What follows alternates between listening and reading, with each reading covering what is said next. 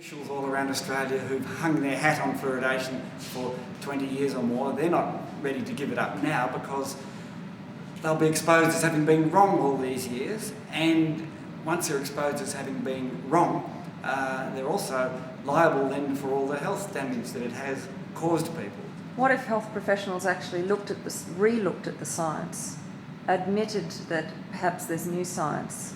Is there any way that professionals can move on without being libelous, so that we can all get on with getting rid of fluoridation, getting on with having healthy lives rather than possible effects of cancers and kidney disease? Yeah, there should be, shouldn't there? And individual scientists and professors of dentistry and toxicology around the world have come out and said, look, I've re-examined this and fluoridation is harming people. Do you think that would be a wise thought, that health professionals re-examine and look at new evidence and perhaps reconsider their past stances? Would that be wise? I think it's very important. Because I think rather than taking the negative all the time, there should be, okay, we may have made a mistake, we'll revise our review. Wouldn't it the best outcome be that we stop fluoridating? That would be the best outcome.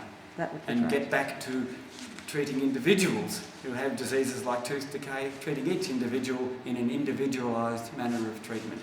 Right. And the best preventive, of course, is all about diet and tooth cleaning. It's nothing to do with dumping an industrial chemical into the water supply.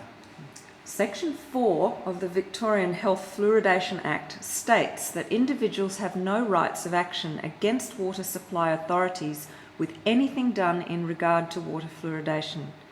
If water fluoridation is completely safe and effective, why, in your view, would such a measure be a necessary component of mandatory water fluoridation legislation?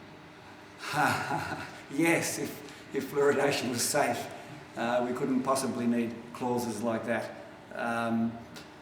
That clause protects water supply authorities and other people involved in fluoridation from any sort of claims from people who believe they've been harmed by it. But of course it doesn't protect the government or the health department. So, but of course then those bodies have unlimited resources at their disposal to try to counter any action taken against them. But it does make a mockery of fluoridation, doesn't it? It's claimed to be safe and effective, but in the legislation you have clauses that acknowledge that there's likely to be damages claimed. So on one hand, the governments are happy to fluoridate, but they cover their backsides with legislation that allows nobody to seek any damages from water fluoridation when they have perhaps blood samples or hair samples that show high levels of toxicity such as mercury, cadmium, arsenic, lead that are found within fluoridation water. Yeah, and I think the time's coming when that legislation will be challenged in court cases. Personally, I don't think that'll stand up. I think a good barrister could have a field day with a piece of legislation that tries to prevent poisoners from being responsible for their poisoning. But we haven't had any barristers that have the courage to actually take on the governments because everybody's too afraid that they're going to lose their jobs. What advice would you give to these barristers? Well, the barristers need doctors too, who will stand up and testify on behalf of individual patients. And yet we had one in a Geelong person here who had a specialist in Melbourne who'd written reports that fluoride damaged her health badly, but when it came to the crunch of her getting the water authority to give her a separate clean water supply, and he was the best witness, he backed down and wouldn't say another word. So I think your government authorities are still willing to come down very heavy on doctors that will supply the evidence that barristers need to run cases on fluoride in court. I know that Paul Connaught Paul Connaught being one person, has signed a declaration amongst 3,000 other health professionals. Could you perhaps expand a little bit on that document? Yes, the International Professionals Statement to End Water Fluoridation. And it's based on something like 10 major scientific publications of recent years. And that's signed by Nobel Prize-winning scientists, it's signed by dentists, by professors of dentistry, professors of many branches of the sciences, by many doctors, nurses and dentists. So yes, it's well over 3,000 now and growing. So there is a band of professionals with integrity who've re-looked at the fluoride issue and are shocked by what they see. The freedom of choice concern about fluoridation, is that about communities having choice, or is it at the level of the individual? It's both, but ultimately it's at the level of the individual, because the fluoride put into water supplies is put in there as a medication to treat the disease of tooth decay, or to try to prevent it. So never mind for a moment that it's not a good medication, it's probably not effective and it certainly can be harmful, but it is used as a medication.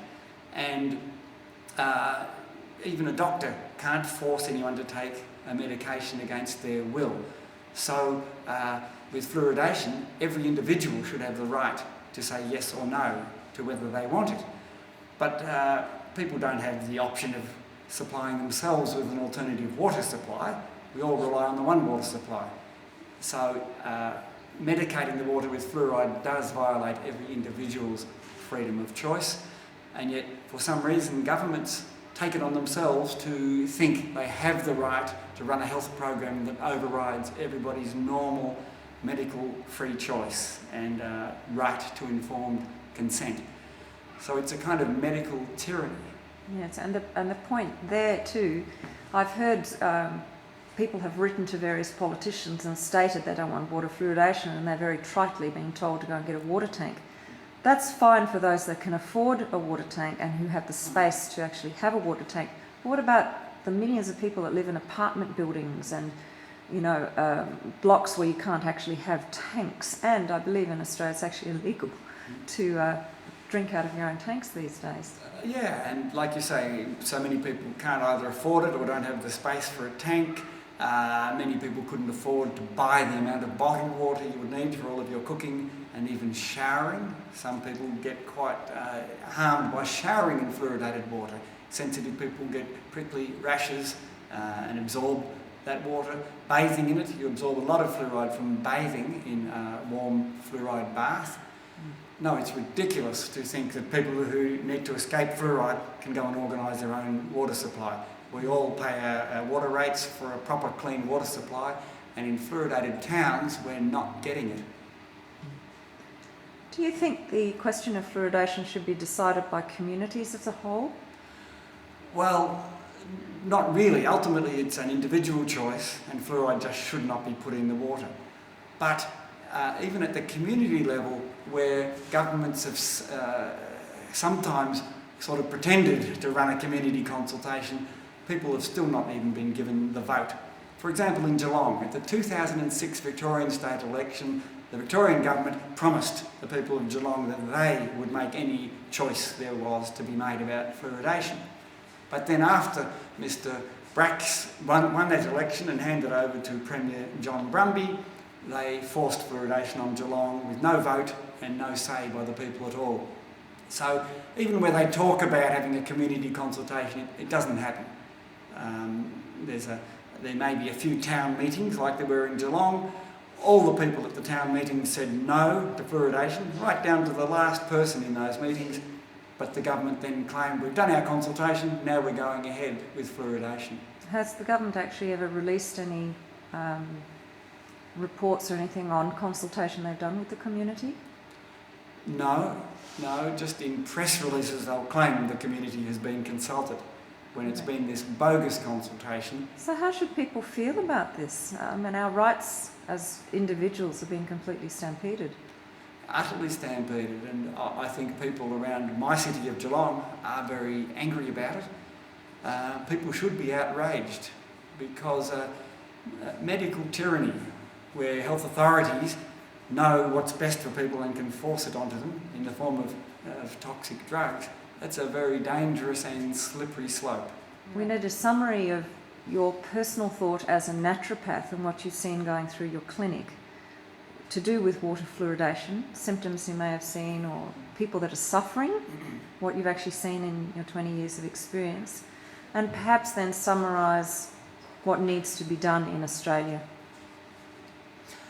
Okay, I've seen a number of the people who get acute, immediate reactions to fluoridated water, people who are getting skin rashes from consuming even small amounts, people with stomach pains, more than one person whose asthma attacks are made a lot worse if they accidentally use some fluoridated water. But I'm really concerned about the things that you don't see, and that's the long-term damage. And there is enough scientific evidence. More than 500 scientific papers were included in the USA's National Research Council report talking about long-term damage of using fluoridated water. And that's what concerns me the most, and that's what our health departments around Australia are doing nothing to deal with, and the NHMRC is doing nothing to deal with it. So I think we need communities to get angry, communities to be contacting their premiers and their local state members of parliament and their federal members of parliament and lodging their objections loudly and clearly. I'm very excited to see that there are people who refuse to pay their water bills now when their water becomes fluoridated. Now that's an extreme step, but I think it's a very valid and reasonable way of taking non-violent but very strong action to show that you won't tolerate being poisoned by water authorities and by governments. But apparently these people are now criminals because they're not paying their water bills. Haven't they got a right to refuse water that they don't want to drink or bathe in?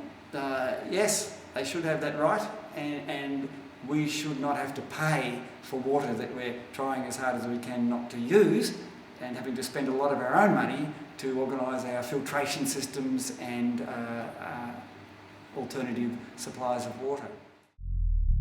Officials all around Australia who've hung their hat on fluoridation for 20 years or more, they're not ready to give it up now because they'll be exposed as having been wrong all these years, and once they're exposed as having been wrong, they're also liable then for all the health damage that it has caused people.